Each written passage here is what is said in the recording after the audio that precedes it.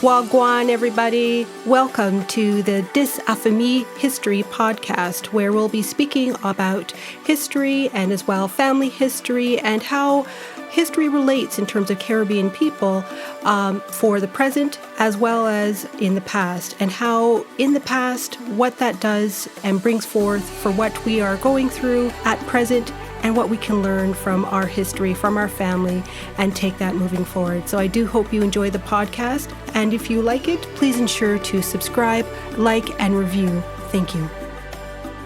Welcome to Dis Affamie History Podcast with your host, Wendy Aris. In this episode, they delve into a remarkable yet often overlooked chapter of Atlantic world history with Matthew Taylor, author of Black Redcoats, The Corps of Colonial Marines, 1814 to 1816.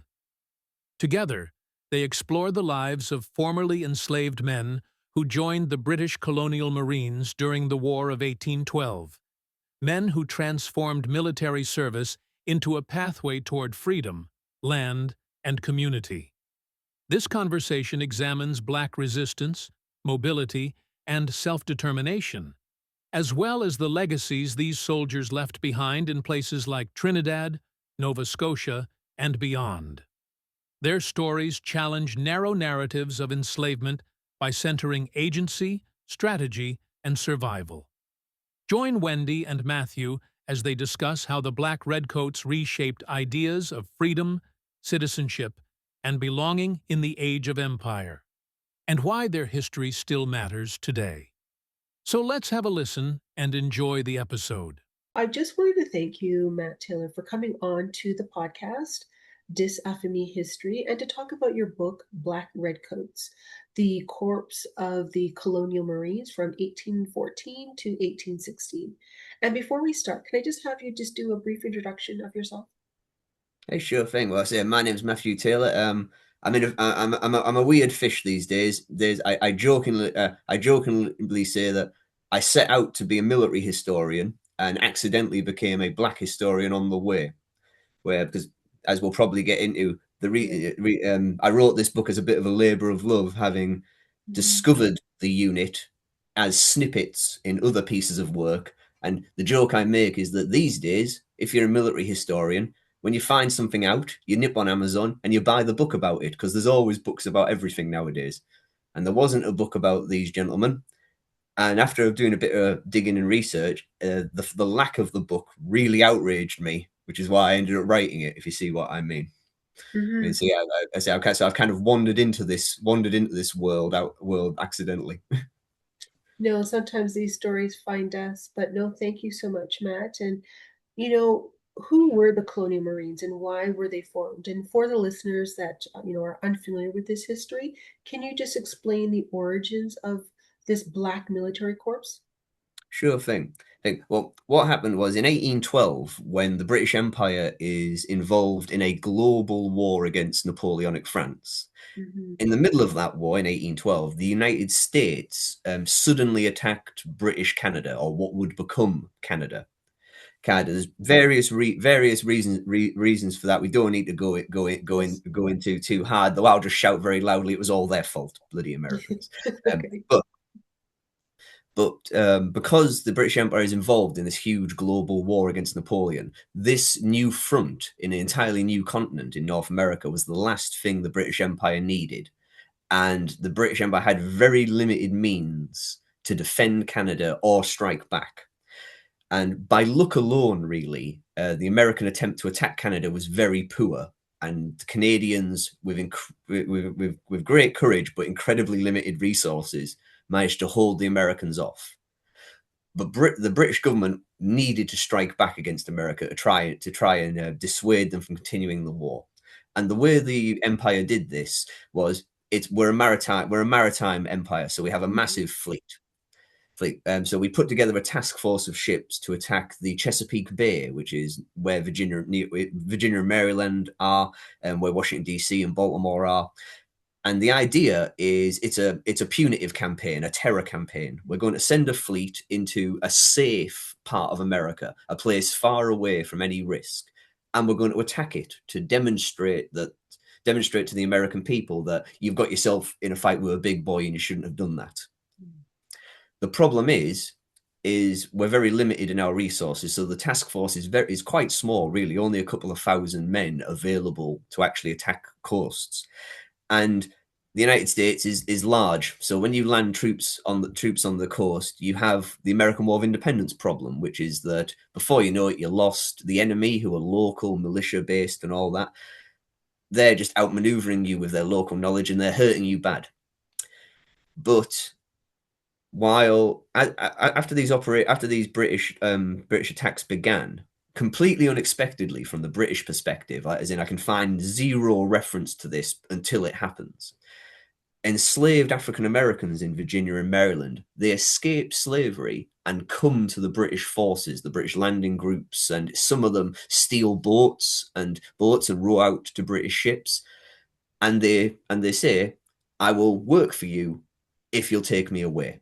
And there's lots of reasons for this. The most approximate reason is only a couple of years, only 30 or so years before, in the American War of Independence, thousands of African Americans had been liberated by British forces on condition of service. So it was a way of undermining the Patriots. We would say, if you're enslaved by a rebel against the crown and you fight for the crown, we'll give you freedom. That's where the Black loyalist community of Canada largely comes from today.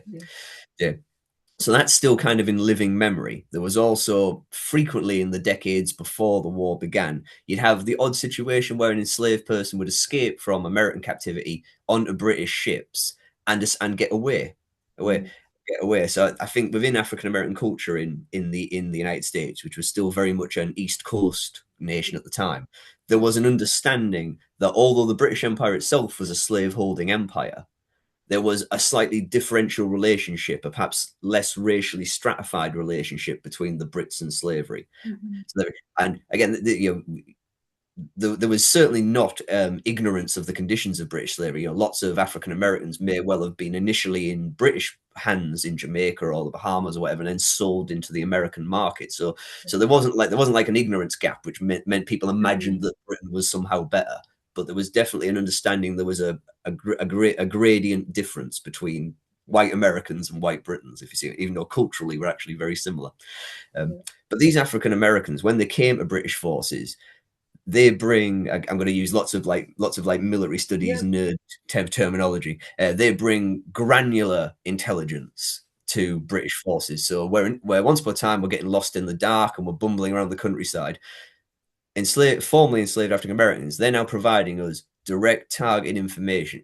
In order to maintain our raiding, we need to keep the fleet supplied, we need to keep everyone fed, everyone watered and all this. We've went from bumbling around American towns to formerly enslaved people, direct British forces to, the cupboards in people's houses, the hidey holes that people are making, and things like this. And the American way of defending themselves in this era is the militia idea. It's the idea that every free man grabs his gun out of the closet and goes out to defend the town. What we found was that the escapes by enslaved people to British forces induced a fear of a widespread slave uprising, which meant that the American military commander's ability to say, right, everyone, grab your guns, let's all get together and go out and fight the Brits, that dissipates because people are afraid to leave their homes for fear of enslaved people escaping or rising up in their absence and things like this. And after a couple of months of this, the British commanders in the Chesapeake Bay, a guy called Cochrane and a guy called Coburn, they decide that this is becoming such an immense advantage to British forces because we're getting dozens of people every day fleeing to our forces. They say what we need to do is we need to operationalize this. So instead of just taking in these refugees as they became known, if you ever want to find them in historical records, they're usually referred to as the Black refugees. Rather than just taking these refugees and taking the information and maybe using them as guides, what we'll do is we'll take those willing to volunteer to fight and we will form them into a uniformed part of the British military establishment. In this case, we call them the Colonial Marines. We put them under the command of the Royal Marines of the Expeditionary Force. We uniform and equip them as Royal Marines. And the idea is they're simultaneously they're a striking power increase, because the landing force is now gaining men. Normally forces dissipate in operations, but people are coming to us, so we're actually growing in strength. And the propaganda and terror factor of meshing the ever-present fear of an enslaved uprising with the idea that the enslaved are actively being part of a foreign military assault smashes American morale, and that's the concept. And they're not wrong, not wrong. But as soon as red-coated Colonial Marines join British military operations, American resistance in the Chesapeake, Virginia, and Maryland, it starts to crumble, and you can feel the panic. You read American newspapers, American reports. It's all very heavily racialized. It's all like, this is Haiti, and Haiti in the American imagination is this terrible ethnic cleansing of white people, which wasn't actually true, but throughout most American 19th century history, that's what it was conceived as. And you can feel that this great combination of outrage that a fellow white civilization would release this savagery, while also not direct reflection, but nearly direct reflection of, oh God, because we're a slave society, our enemies are all around us at all times. So like the hypocrisy of a slave society, the idea of the loyal slave is suddenly brought to light. Everyone has to recognize that none of these enslaved people have any loyalty to us. Why would they? If you see what I mean. And now there's an alternative force out there. Yeah, exactly. And then I know you kind of alluded to, but what was happening globally during that time frame period of 1814, 1860 that really shaped Britain's decision to recruit the formerly enslaved Africans? In 18, I say our operations began in 1813, and the unit was formed in 1840. But there's really only a couple of months between the two events. Okay. The big factor I think that's crucial here is the war against Napoleon is in kind of its final massive global war phases. So all kind of British attention is on that, and dealing with the American attack in Canada is a secondary matter. And attacking the United States in the Chesapeake Bay is a secondary matter of a secondary matter, because defending Canada is the real aim. Attacking American coast is a further operation. And I think that created kind of a space where the commanders on the ground, Cochrane and Cockburn, they had a mission, which was to hurt the United States. They had very limited resources, and so they decided to operationalize the escapees from slavery to increase our striking power. But because all of like central government London focuses on Europe, no one questions it in a real way. They're not under the microscope. Someone doesn't rock up and go, "What about our plantations on Jamaica?" That kind of thing doesn't happen. I think because they existed in this little pocket where they're so far down the pecking order of British interests at this point that they're able to make this call in and of themselves, and just work with it. Whereas again, the line I often joke about here is like, it would be so easy to turn this story into, oh God, the benevolent Brits rock in, rule Britannia in, and liberate people. But you have to recognize that while we did rock in, rule Britannia in, and all that, the force that did this was kind of outside of everyday oversight. So it was making calls that might have actually caused worry further up the British command chain if the focus was there. Okay. And then why did enslaved Africans choose to join British? Was it just strictly for freedom, or were there additional political or cultural or survival reasons why they joined? In the vast majority of cases entirely freedom based. Okay. There's an interesting, exciting element of kind of people instantly grabbing their agency here. The second enslaved people come to British forces, like the first bunch I found was, I think, 7 or 8 guys who got on board HMS Victorious, having rowed out rode out. They said, "We'll do what you want if you take us away to freedom" at the end. And they ended up working on HMS Victorious for like 9 months and eventually debarking in Halifax in Nova Scotia. So, and it all seems to be about take us away to somewhere else where we can be free. And there was certainly, like, in individual cases, there was interesting, and sometimes, obviously, because this is a terrible era of history, sometimes quite harrowing stuff about, you know, people escaping from terrible masters and saying that he was just a sadist monster. I had to get out of there. But you also get, I mean, again, one of the joys of this story is that there's really amazing kind of granular stories. Like like a good one I can give you is there was an enslaved chap. He was called Southey by his slave owner. He escaped slavery to British forces, and he changed his name in British forces to John Floyd. But the slave owner was called John K. Floyd. And thanks to, again, this is like part of the joy, like the archaeology of this is so fun. When John K. Floyd reported the escape of Southey to like a local government official, for no reason whatsoever, the local government official noted down some physical attributes next to his name, which included that he was yellow-skinned, which is a very old-fashioned one for mixed race. So just from putting those together, it's pretty clear, I think, that Southey was probably John K. Floyd's son. So you've got, so again, this beautiful agency story of a man who has been given this diminutive pet name of Southey, escaping enslavement, taking the name of almost certainly his biological father, like from his biological father. And then the crazed part of this story is that John K. Floyd, he came to British forces under flag of truce and asked for Southey back. And British forces said no, and John Floyd, as he now was, didn't return. So, and again, I like that story because it's such an amazing kind of, like, you know, it's such a vision. Like, when I'm talking to majority white audiences, which is my primary audience here in the United Kingdom, you know, I always say, like, you know, it's such an amazing insight into, you know, many of us in this room might have kids. Can you imagine being the kind of man who would father a child in that way? And then imagine his ownership rights over it as somehow a connection, if you see what I mean. You know, yeah, it's great. It grabs the visceralness and makes people reflect in a way I really love.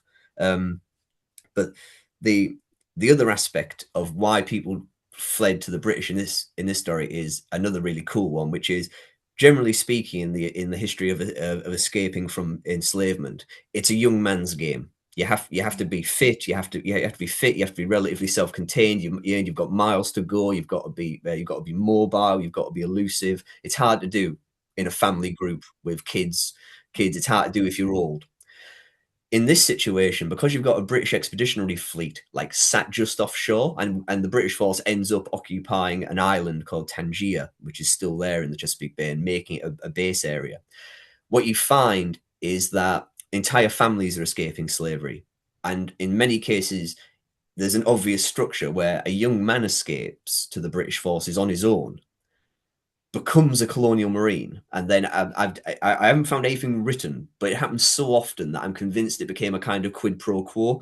Well, if you, as a young enslaved, formerly enslaved man, were like, I will take a gun, I will submit to military discipline, I will submit to military command, and add to your military power, British forces, the British forces were like, well, we'll go and get your family with you then. And so you get beautiful, amazing stories of like young men returning. You know, like you're not escaping in the night. You're coming back with a military force in tow, holding up your former slave owner by bayonet point, getting your kids and your wife and your parents out, and all this kind of thing. And I think that's another factor, is this isn't just a case of furtive individual escapes. This is a window where it's everybody you know and love can make it out. So it creates a kind of snowball effect, if you see what I mean. The best example, again, when I was digging through the records, you know, I found enslaved people well into their 60s and early 70s who make it out in this wave, and tiny children, including in one tragic case, a woman handed her baby to British forces, but she herself didn't escape for reasons that are unclear, if you see what I mean.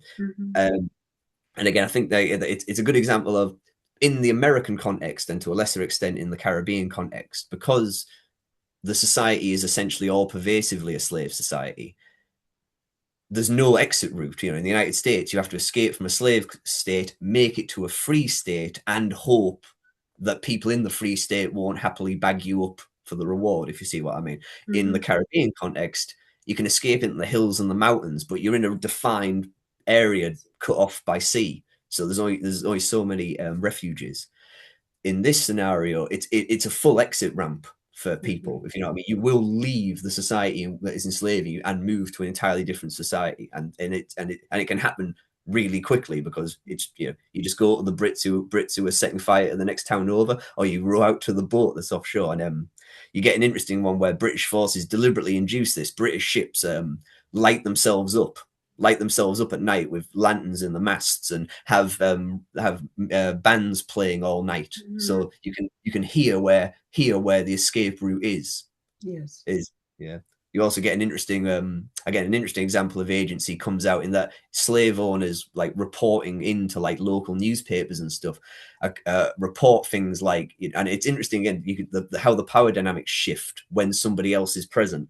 You get slave owners reporting that they were spying on their slaves and listening to their slaves making plans to escape en masse. And you think, well, you're the slave owner. You're meant to be this like totalitarian figure. Why don't you intervene? And it's because, of course, there's only a dozen white people on this farm, and there's 60 plus enslaved black people. And the power dynamic is entirely changed, because you can't guarantee that anyone from the surrounding area will come and help you now, because they're all they're all busy watching their own slaves with more intensity because of the fear of escape. So again, again, you can one of the kind of like jokey comments you can make about this is that the United States as a culture was lucky to never go to war with like a peer competitor nation while it had slaves, because enslaved people are such an obvious fifth column for any foreign attacker. And it's interesting that no major expansionist wars against other nations took place until after the end of slavery. Yeah. And I wonder if if not overtly in their brains, but that was always kind of a factor in American minds, that actually, no, I mean, if a Spanish fleet rolled into South Carolina, there'd be a lot of people willing to help, if you see what I mean. Exactly. And, we'll go into the enlistment experience of the Black Colonial Marines. Like, was their training different? Were their roles, uniform, course, treatment? How did this differ from the regular British forces? Well, there's an interesting aspect here. The first aspect is that joining the British military forces as a colonial marine, or join the Navy as a sailor, wasn't a requirement to be taken away to freedom. The British offer that was put out by the Admiral in charge, Cochrane, was actually a blank check. It just says, come to us and we'll take you away for freedom. And you can serve in the forces if you want. That was an interesting construction, if you know what I mean. A lot of people like overtly said that. It's like, no, I'm here to be taken away. I'm not here to fight for you. Which is, again, another example of agency and, the understanding of that contractual relationship. This is what you said, I'm holding you to it. But the men who became colonial marines are interesting in the context of British military culture at the time, because this is the era of impressment. So if I was in the wrong pub in a seaside town, some Navy guys rock in, beat me up, and I wake up on a warship and I'm in the Navy now. If I burgle someone's house in Lancashire, the magistrates stick me in the army rather than put me in prison. So this all volunteer force of escapees from slavery are actually at a higher motivational level than the British forces around them. Around them, they've escaped from the depravity of slavery and are willingly signing up to fight against it with all the risk that entails. If you see what I mean. So again, they're ironically, you might think, at a much greater kind of loyalty to British aims than even the average British sailor or soldier. And you can perhaps detect in that I think I've established that it took about a month for a colonial marine to sign the dotted line and see combat. And because we're in kind of an active war zone here at a forward operating base in Tangier Island, you can basically assume that month was wall-to-wall training under various Royal Marine commanders. And again, the nature of the warfare here isn't that kind of set piece, massive Napoleonic walls of men moving in metronomic movement at all. This is a much more kind of modern war of small numbers of men moving with lots of personal initiative. And the African Americans, they already know the ground better than the British forces they're supporting. So they're already at a higher capacity than the British forces they're supporting. So a month of training, just making sure they're good at their guns and know what the orders are is pretty much all you need. But in terms of their treatment, it was identical to the Royal Marines they were now part of. So pay was the same. You got your signing up bounty, like a signing up bonus if you decided to do it, which was cash in hand. You got the same rations, including the famous rum ration, so alcohol, and there was one genuinely interesting deviation, which is that in British military discipline, flogging was common in both Navy and in Army. The Colonial Marines were explicitly exempt from that. They could not be flogged. And that's just a statement made in orders. There's no explanation. I think the explanation is obvious, that it's too similar to the kind of punishment one would suffer under slavery. But it means that there would have been, there's still full punishment books for the expeditionary force. So you have to imagine a scenario where a young man who grew up in American slavery becomes a British soldier and a Marine. And one of Marines' jobs on ship is to form kind of a guard while sailors are being punished. So you have to imagine, again, at these formerly enslaved people would have stood there on deck watching white soldiers and white sailors be flogged for their misdemeanors as servicemen. So, which must have, again, when we talk about the motivation factors, actors like, I talked about this to a lovely bunch of British military officers recently. It's like, in the military world, we all talk a lot about the transformational aspect of being a serviceman, the idea that you become something bigger than yourself. You become part of a tradition that is ancient, depending on the regiment you join, and it allows you to transfer whoever you were as a person into this bigger thing.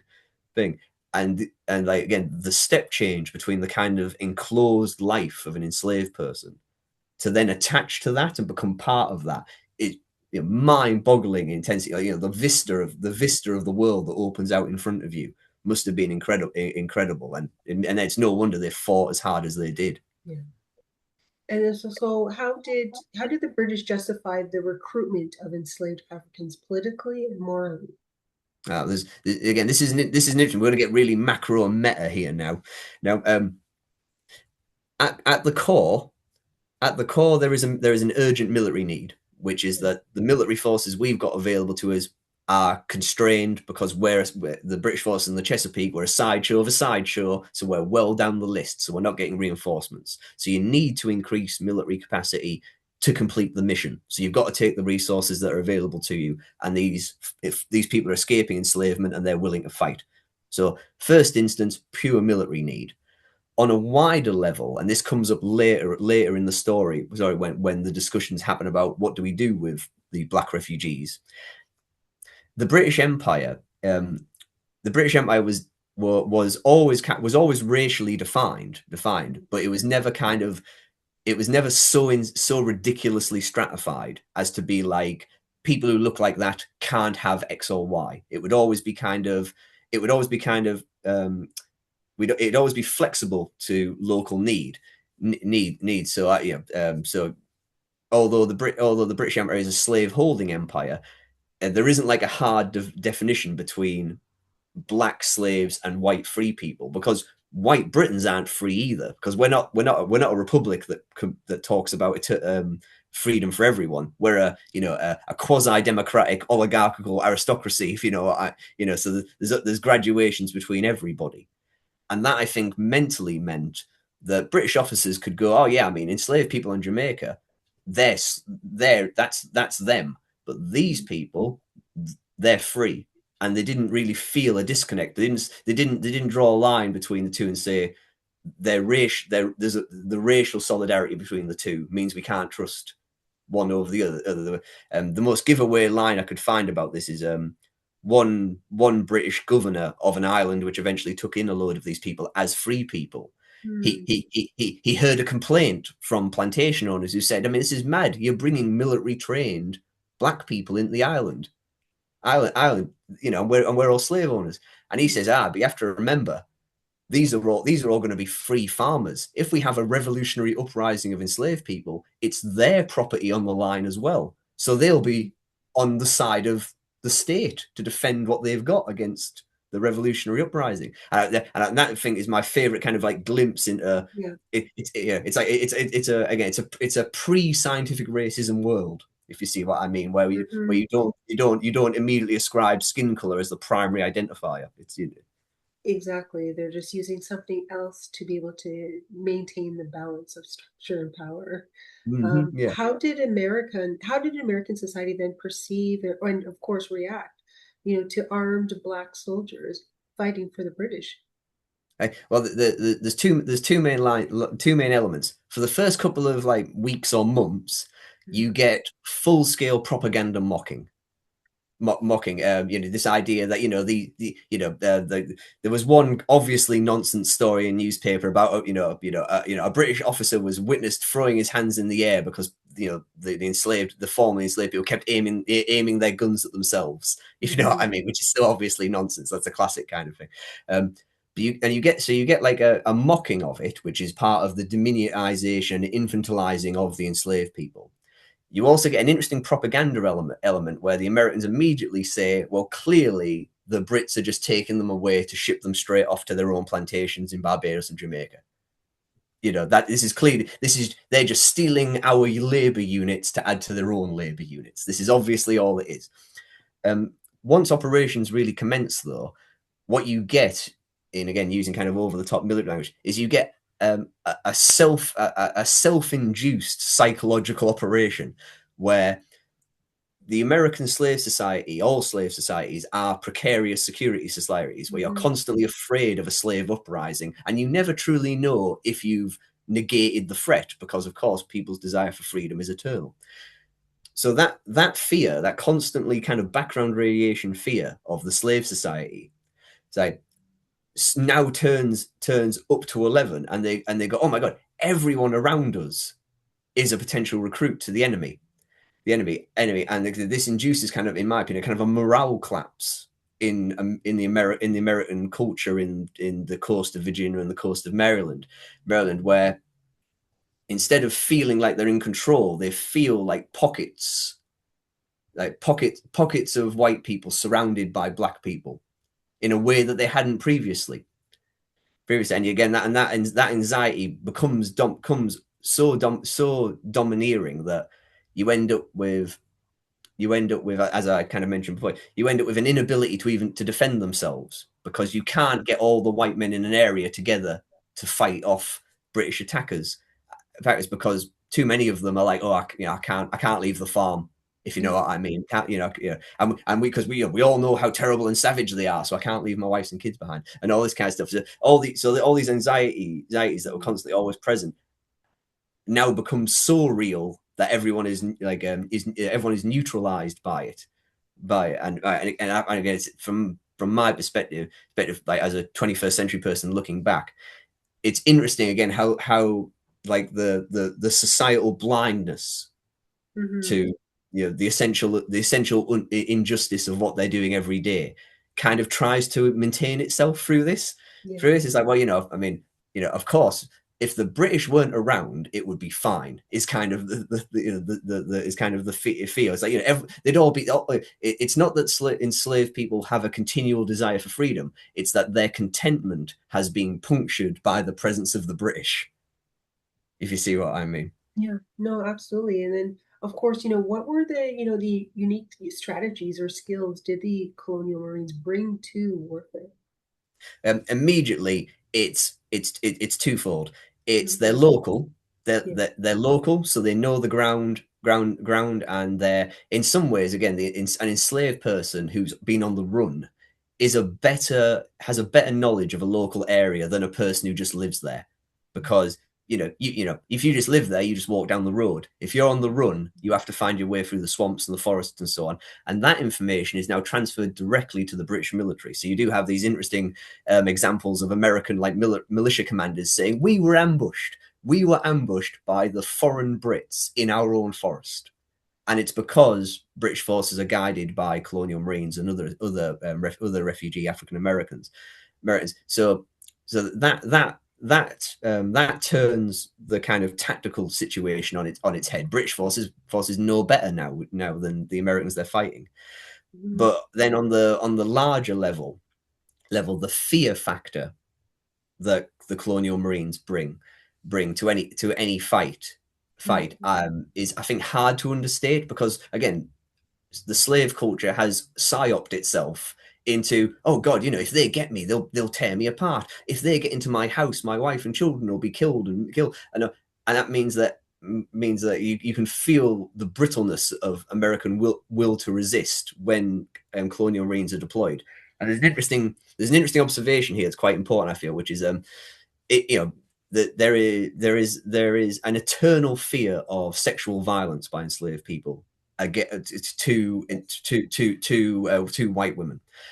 That I can find no credible reference whatsoever to anything like that ever happening on the part of the colonial marines. But there was definitively a time when there was several sexual assaults by British soldiers in one particular operation.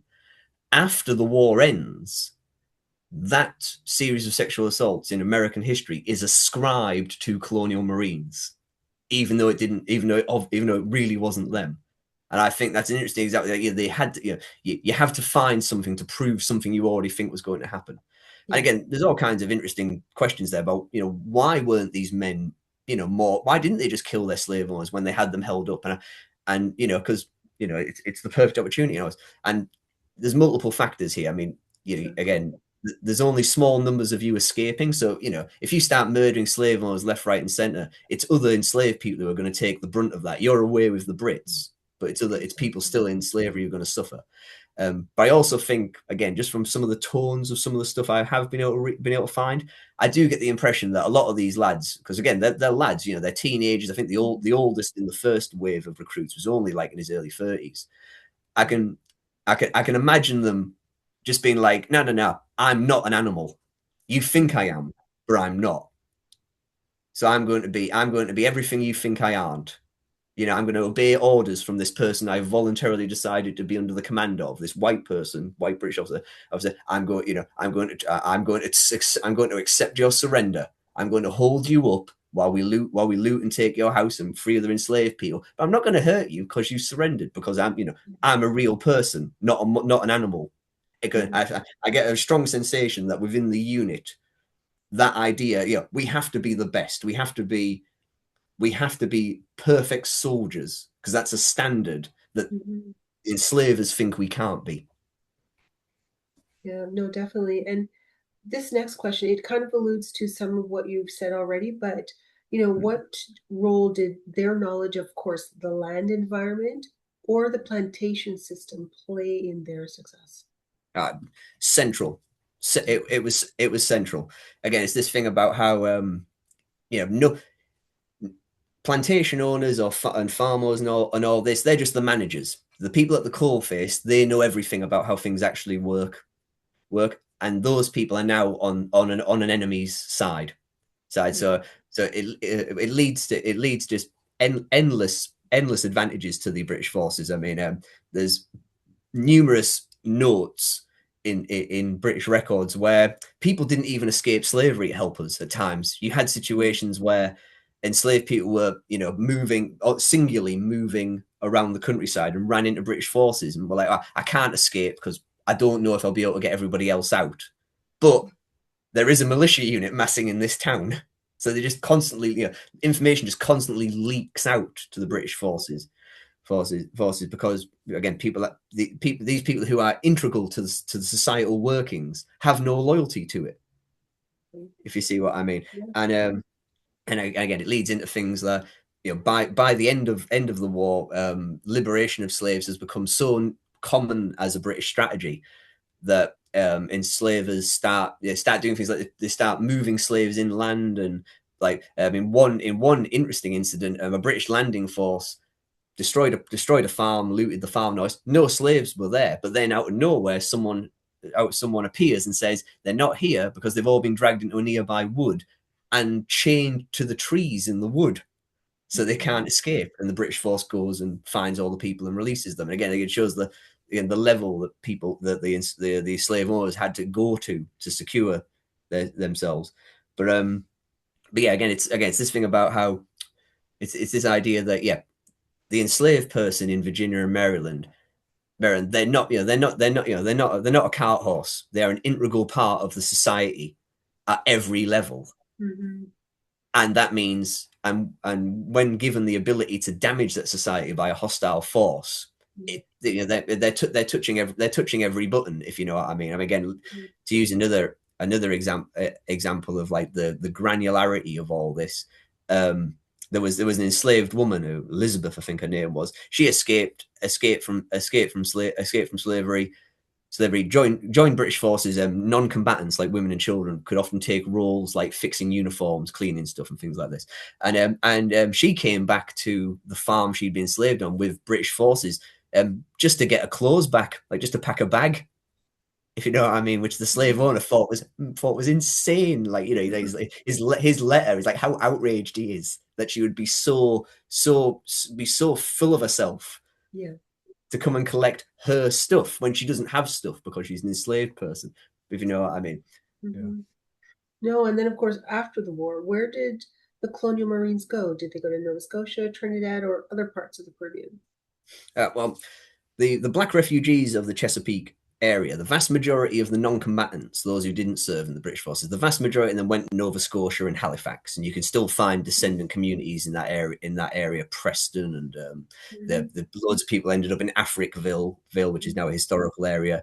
There was a community which was tellingly called Refugee Hill, which has since moved, and the name has changed. But a friend of mine at a university in Halifax has done excavations of that community, which is quite fun. But the Colonial Marines themselves, so the red-coated part of the Royal Marines, and that's also an interesting factor, is that by the end of the war, one of the battalions of the Royal Marines had been renamed the 3rd Battalion Royal and Colonial Marines. So they were like an integrated military force with, I think, 3 or 4 companies of white Marines and then 5 or 6 companies of black Marines operating together.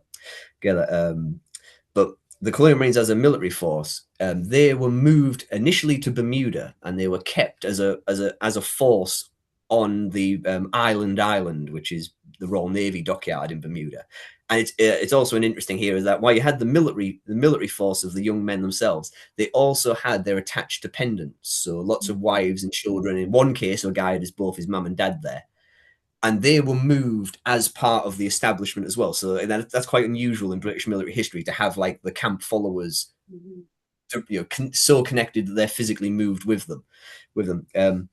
But they were kept as a military force into 1816, which is like a good year after the war against America ended. I think because if treaty negotiations broke down and we went back into it, we wanted to swing the Colonial Marines right back in and start all the same problems again.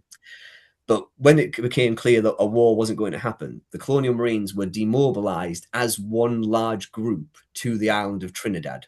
And this is their most visual and, in my opinion, most cool, sentimentalist and romantic legacy. Is if you go to Trinidad, if you go to Moruga on the south coast, head north a bit, there's a bunch of villages called 5th Company, 4th Company, 6th Company, and so on, which is the companies of Colonial Marines that were settled there as free farmers. And they still exist today. They're a recognized ethnic group in Trinidad and Tobago. The Americans, the Americans. Their identifier giveaways that they're all kind of Virginia Baptists on an island of Catholics and Anglicans, if you see what I mean. But that itself was a kind of incredible payout, if you know what I mean. They were given land grants, and one group was given, because the interior of the island wasn't well known. One group was given a land grant which turned out to be quite bad land, so they were moved to better land. The British government recognized it had a contractual relationship and responded to their complaint that it hadn't been fulfilled by moving them to a further, better location for development.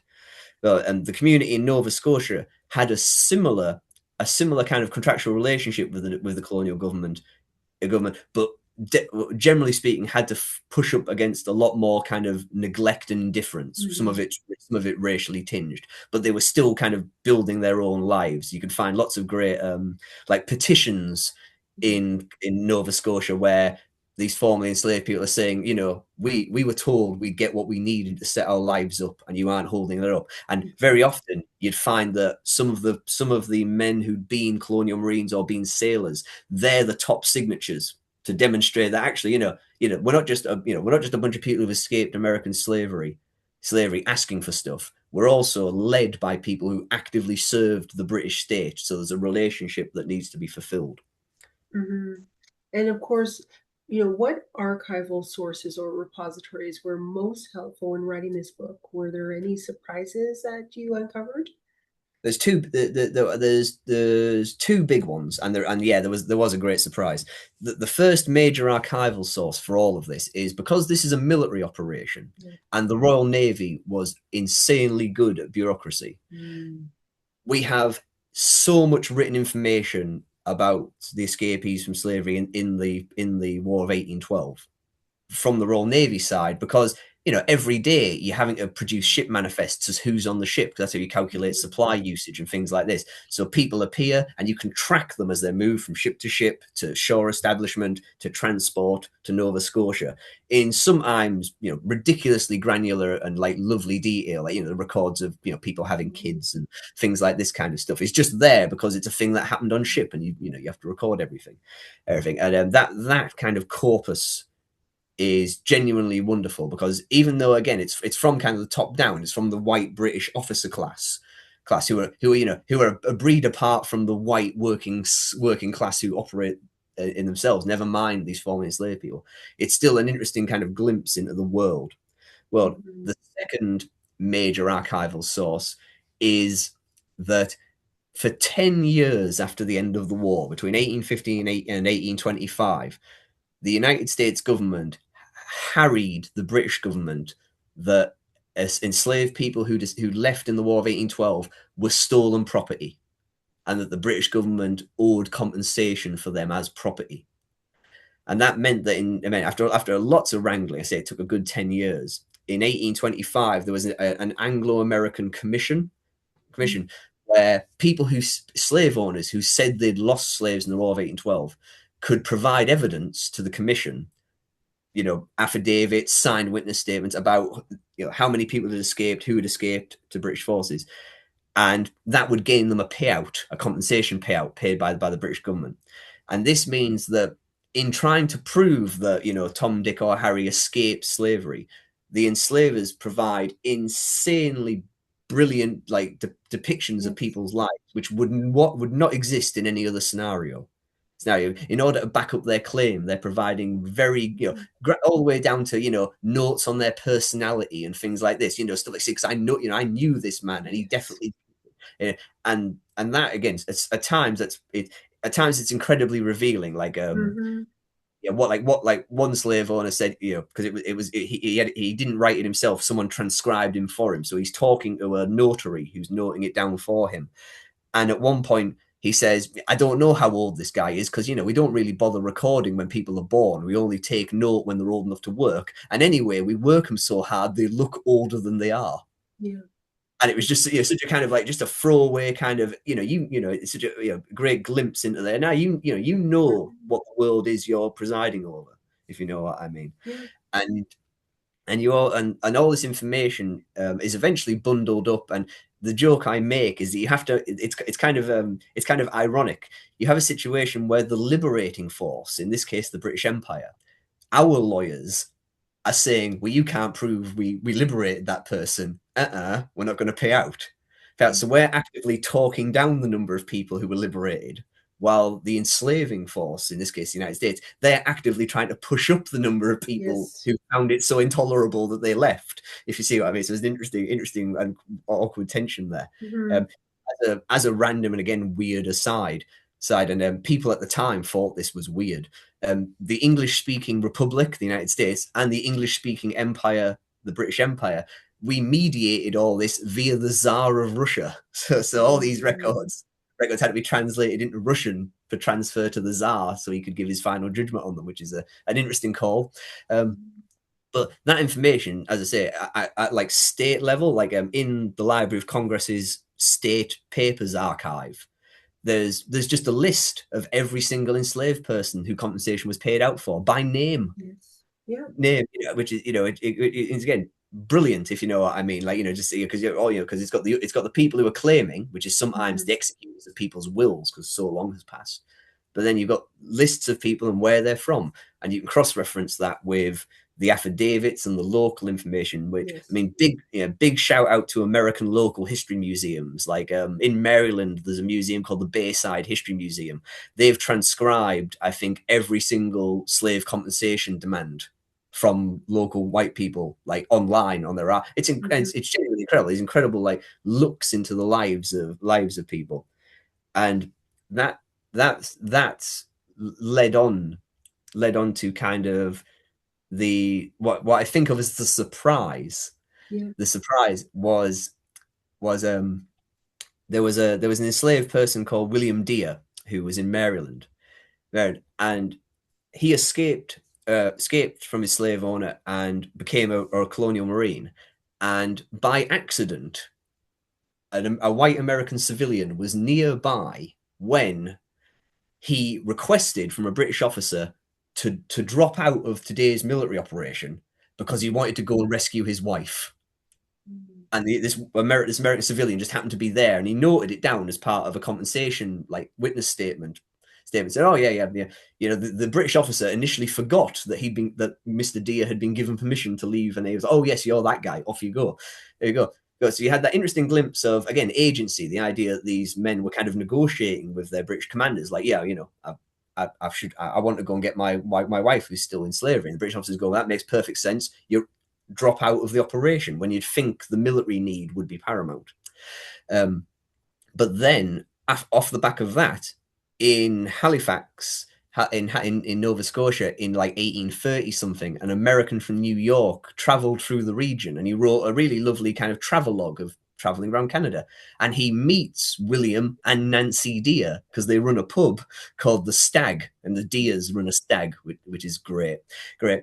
And he has a conversation with them, which he records in his travelogue, and he's ignorant of all the facts, while we as historians looking back, we've got the full context, which makes it amazing, because with a weird kind of lack of tact, he essentially says to Nancy and William, don't you kind of regret leaving slavery because life's so hard here in Canada? This is a really hard scrabble life running this tavern.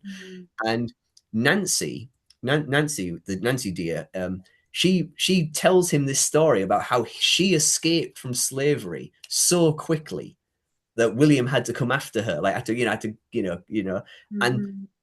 and by accident, that travel writer captured a moment of beautiful marital teasing, because we know that William escaped and went back for her. So for her to then kind of tease him and go, oh yeah, I got out of there so quick, he had to come at me, they're joking about, they're joking in front of this unaware visitor about this amazing kind of romantic moment. Again, the kind of man who would go back and get them out and then live 40 years with them and have, tons of kids as well they deserve. And then from putting all that together, I was digging around in Nova Scotian online archive stuff. And in Nova Scotia Museum, I think in storage right now, they've got the pub sign from the Stag, which is a rhyme about wary travelers can come in and get some ginger beer from William Dear, if you know what I mean. And then it ends again. I love it because it hammers, like, again, this is a romantic story. The final line is, William Dear and his dearest Dear will endeavor to serve you. And it's like, Jesus God, again, that couple, Nancy and William Dear, that's again, that's a love for the ages. And I felt incredibly privileged kind of reconstructing it from all these sources. and like, you know, and feeling the depth of feeling and the love, the multi-decade long love through enslavement, escape, and building a new life. If you see what I mean. And yeah, that was moving. I mean, I'm almost in tears now, you know. No, absolutely no, and it's powerful to know that you know, they were able to leave out of bondage and kind of have their own power and freedom in another country. But and I guess to further go on to that, you know, how did or what did the, you know, the service of colonial marines tell us really about the Black agency during the age of emancipation? Well, again, I think this hammers home the fact that I mean, to an extent in the American context, but very much in the British imperial context, the binary, the idea there was Mhm. enslavement and freedom it isn't true. There was even while enslavement was active, there was gradations of freedom that people could secure for Mhm. themselves, be it like maroon communities fighting for their freedom, or people finding privileged positions which gave them greater freedom, or in this case, people escaping an an enemy nation's enslavement, Mhm. and then saying that, well, we're like stakeholders in Yeah. the British state who we fought for, so it owes us as much as we owe them, and we'll stand up for that right, if you Yeah. see what I mean. Again, you know, and again, these communities, you know, they it's one of those things where like the language of the time kind of makes it a bit like the language of the time is, you know, my lord, as your obedient servant, Mhm. I humbly request. But that's all just like cherry topping on the cake. You know what you Yeah. that's it's just a demand you're making. It's just a demand you're making, if you see what I mean. Mhm. So I mean, and the agency to do that Yeah. um it becomes instantaneous. I mean, again, another example is how quick it happens is while the war was still ongoing, some of the refugee women and children from Virginia and Maryland, they ended up on Bermuda in the Royal Navy dockyard, kind of in a holding pattern, like we don't know what we're going to do with them yet, Mhm. and they're told to work in the dockyard, and they refuse to until conditions of pay are sorted out.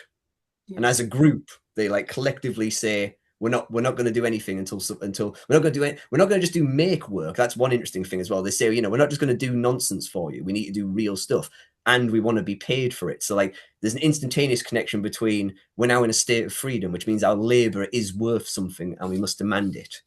Right. And there's actually that leads to quite a charming moment where the British military commander of that garrison, he writes back to one of the theatre commanders and says, "You've got to stop sending people because they're causing me so much havoc with these kind of demands. You know, it's getting a bit out of control. With, you know, obviously kind of with a very kind of racialized standard of, you know, I'm not used to having to deal with people like this."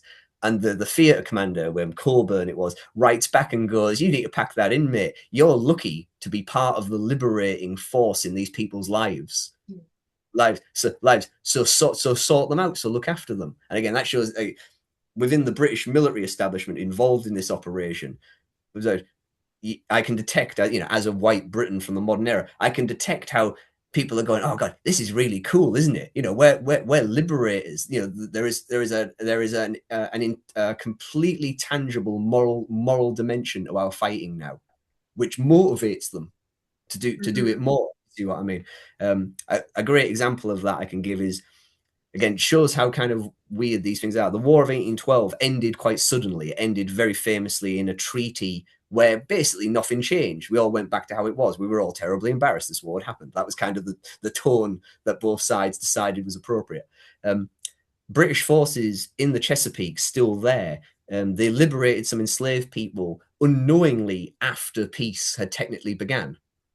And the Yeah. slave owner came out to the Yeah. ship and said, "I've got a newspaper. We've been at peace for 3 days. You have to give them back because that's just robbery now because we're not at war." And the commander of the ship, it was HMS Havana. He sent him away, but he wrote a letter to his overall commander and says, you know, "Please tell me what to do with these people because technically we liberated them outside of the war. But I'd like you to know that my entire crew has said they'll put their hands in their pockets and give all the ready cash on the ship to the slave owner rather than give these people back, which again thinks that it shows like a level how the British forces themselves, fully internalize that this is something really good we're doing. And as a random aside, out of the a dozen or so people who were liberated in that raid, we did right because two of them were a Mr. and Mrs. Hall, and they went on in Canada to give birth to Frederick Hall, who was the first black man to win the Victoria Cross. Oh. Oh. And I guess this just leads into, my next question in terms of what were the lived experiences of the women and children connected to the Marines?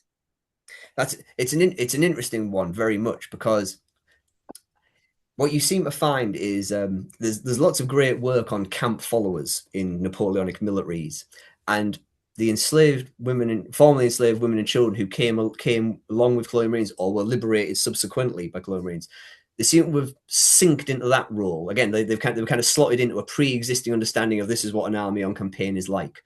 So the women and children were often put into a supernumerary roles. So you find them running laundries on Tangier Island and doing minor fix-it work and things like this.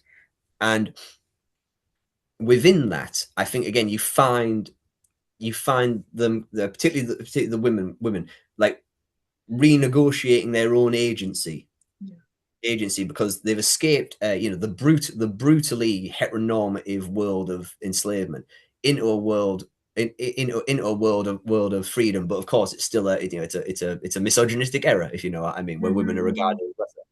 But you can feel in the sources a level again of, well, I can define myself now. So you have the women leading this strike essentially on Bermuda. We're not unwilling to work. We're willing to do actual work for actual pay. It's a great indication of their understanding of a self value, if you know what I mean. And jumping back to Nancy Deer, when Nancy was talking with this American travel writer, when he's having this kind of, when he's wanging on about wasn't slavery better for you, she makes kind of a joke about how when she was enslaved she had like an easy job, like a privileged job, which wasn't as hard as her life running this pub. But then she nails him with, but here in Canada I work for myself. Yeah. And again, it's not like I work for my family or I work for my husband, it's I work for myself. And so it suggests again a kind of grabbing of a self-actualization, again transformative, in the same way when I was getting all romantic about the transference of a young man into a soldier, the transference of a woman who's had to deal with all the heaped indignities of enslaved life. The borders of acceptable behavior are much wider for them instantly. They're like, no, I won't allow myself to be put as far back into the box, if you see what I mean. Mm-hmm, mm-hmm. No, absolutely. And then of course, how does this story, misunderstood or misrepresented in traditional military history? Well, there's two major factors to it. In American military history, escapees from slavery providing aid to the enemy are instantly discounted as a factor. I mean, you can sense that again, if it's one of the great hypocrisies of slavery, you can sense the idea that they're like traitors, but they're not traitors because they're property. And if we imply they're meant to have loyalty to us, it suggests they're more human than we do in other scenarios, if you see what I mean. So they instantly kind of discount them. And I think that's also partially because you don't want to shake the slave society's idea, which relies on the idea that that these people are lesser and therefore aren't as much of a threat. So you never want to ascribe strength to them. So in American military history, they become dupes, like people who just, people who were lied to by the British, they were promised happy, fulfilled lives of freedom. And and American propaganda about return to slavery often pops up a lot. People say, well, surely the British just returned them to slavery, right? It's like, no, but that rolls on for a long time. And in British military history, partially just because British military history, again, is very, very Eurocentric because it's led by an aristocratic white officer class. The impact of the colonial marines on the War of 1812 rapidly disappears from British recollection, like very, very quickly. And that's despite the fact that when you go back and you read all these reports, it's glowing. It's our operations are only possible because of the intelligence of enslaved people. They're only possible because of the direct military aid. They're only possible because of the fear factor and all this. But all that gets kind of packaged up, and the British military story about the War of 1812 becomes the Americans started a war with us when they thought we were on the back foot because we were fighting Napoleon. We sent in our big scary army that had been fighting Napoleon, burnt down their capital city, and showed them what for. And we just it just becomes like kind of packaged up like that. And so the impact of the escapees from slavery is discounted there as well. The central thesis of my book is that you can't explain British successes in the War of 1812 without understanding the operationalizing of the desire for freedom of the African American population. And that leads on to kind of one of my kind of like deliberately provocative lines where I say that the burning of Washington, D.C., the only time Washington, D.C. was ever captured by an invader and destroyed, in my opinion, was the apex of the largest and most successful slave uprising in American history. But because it happened under a British flag, that it was a foreign war thing. It wasn't anything to do with the structural weakness that slavery represents to the American structure. And again, I say the most successful uprising with deliberate intent, because between the end of the War of Independence and the end of American slavery itself in 1865, this is the largest successful liberation of enslaved African Americans, 5,000 to 6,000 people. Not many in the grand scheme of things, but more than any other time made it out under this war. And because it happened in the war, it disappears from kind of the story of emancipation, if you see what I mean. Yeah, exactly. And then, of course, what myths about the British Empire in terms of freedom and, of course, slavery does this book challenge? Well, again, I think I'd argue that in so much as it is a myth, but it's also just it was a kind of standard thinking for a lot of time. We're moving for maybe 10 or so years now into a much more nuanced understanding of imperial history in the British context where we're deconstructing kind of the binary idea that all black people were enslaved, all white people were part of the master class.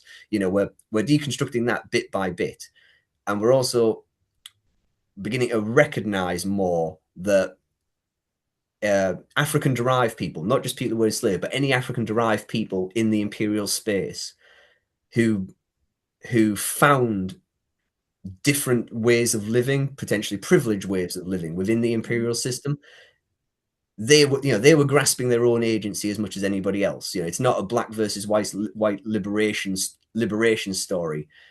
There is a gradation between the two, where these communities, the Maroons on Jamaica, my Colonial Marines, and so on, finding their own free places within the system is evidence that the system itself, again, it wasn't so stratified as to not allow this to happen. And that leads on also it leads on like direct connections with the early Georgian black population of places like London now, and how they were able to live as part of, broadly speaking, part of the white working class, or in some cases part of the white middle class for certain successful people. And I like that, because it again, it sounds really kind of sentimentalist, but talking about black history to a black audience can feel like just hitting people with, anyway, your history was all horror. It was so bad. And then how are people meant to engage with that? How are people meant to grab anything in that? But the ability to then say these stories of people who live their own lives in admittedly massively unequal and at times very sinister societies, but it gives you something else emotionally to hope to hang on to and say, yes, there was lots of horror, but it wasn't It wasn't entirely horror, and what wasn't, what the things that were in some cases good can Mm-hmm. tell us so much more about people's lives and how they maintain themselves and their cultures and their understandings of themselves in the world. No, exactly. And then I guess this just leads to my next question of, what would you say to descendants who are now probably just discovering this history, either through family research or through DNA? Well, in this particular one, like if you're a Nova Scotian, modern Nova Scotian, or a Trinidadian, and you're connected to the Americans, or you find out you're connected to the Black refugee wave again, your your history is part of the largest self-emancipation in North American history between the end of the slave trade and the end of British slavery in 1834. And the people who did this they did it by their own agency in total. British forces didn't come in and say, "Come to us, we'll give you freedom." British forces arrived with a completely military mission that had no aspect about the enslaved when it was enslaved people themselves who, I mean, again, going back to the first group I've definitively identified, those 7 or 8 men, they grasped their own courage. They took a leap into the unknown to go to that British ship and say, give me something and I'll give you something, which goes against everything about how slave societies would have treated those men. And fortuitously, it might not necessarily have happened this way, but fortuitously, British forces agreed to that, and it opened a window in which thousands of other people grasped that agency as well. And again, it's simultaneously evidence of the ever presence of the desire for freedom and control of your own life, no matter how long you're in slavery, no matter how many generations you're in, it never goes away. Mm-hmm. And the moment it is seized, it becomes self-defining. I work for myself now, and the dignity of that instantly becomes part of the person. And to be a descendant of that, I think is to put you in a lovely kind of a lovely category Yeah. of the story of not putting up with the situation now and wanting better Mm-hmm. goes back centuries in your ancestry, if you see what I mean. It was people. If you ever feel you got a mountain to climb, just think about the mountain they climbed, if you know what I mean. Mm-hmm. Absolutely. And then, and again, just for the broader audience, what lessons should Black communities take away from this story of the Black Redcoats? Well, again, speaking as myself, which self a white British working class man, it's the black communities who have an attachment to the history of Britain, so Afro-Caribbean communities in the Caribbean, West Africans, East Africans, and so on. The connection to British history brought about by imperialism might have been involuntary in some cases, or the vast majority of cases, I should say. But in some cases, it wasn't. And in both cases, there is a contractual connection between us, between you and Britain-derived societies across the world. That is intrinsic. You're not alien to it, if you see what I mean. And again, that's quite a political, ideological point. I'll nail my colours to the mast there. I'm part of the belief that one of the weird and fun things about being British is that Britishness isn't an ethnic identity. British is a corporate identity. Identity. Anyone can become British because it's a union. It's a union of 4 different countries on the home islands. Never mind all the people who connected to us by our imperial history, if you know what I mean. Yeah. And that I think is the aspect is like, if people try and say you are outside of Britishness and British history and connection to British history, the good and the bad. No, your ancestors had an agency and an ownership which descends down to you today. Exactly. And Matt, I'll go back to my question of, what inspired you to write this book? Well, I've been kind of dancing around it a little bit. Yes. Again, I'm a sentimentalist and a romantic about my Britishness. I regard myself as a patriot, which is a word that has now, like in the American context, become heavily encrusted with like quite horrible exclusionary racist stuff. But I'm a British patriot, and when I found out about these guys, the reason I found out about them was because a number of colonial Marines, they made a stand against American forces, where they were eventually wiped out by the Americans. But when the Americans engaged them, they put up the British flag, and they said to the Americans, "We're here because we're subjects of the King of Great Britain." Mm-hmm. And in my sentimentalist romantic world, again, like I said earlier, if you look them in the eyes and say, I share the same loyalty to your king and country as you do. It doesn't matter who you are or where you're from, because you can choose to do that. Yeah. So those people who died in that engagement, which took place in Florida, a place called Prospect Bluff, which we haven't talked about too deeply, but buy the book, everyone, it's great. When they did that engagement, they died as free colonial Marines, British soldiers, British subjects, and British citizens, as much as I'm a British subject and citizen right now. And the fact that we as Brits don't really remember them because no one's wrote this book, like that cut me to the core, because this was an example of kind of my admittedly romantic and sentimental conception of my own national identity.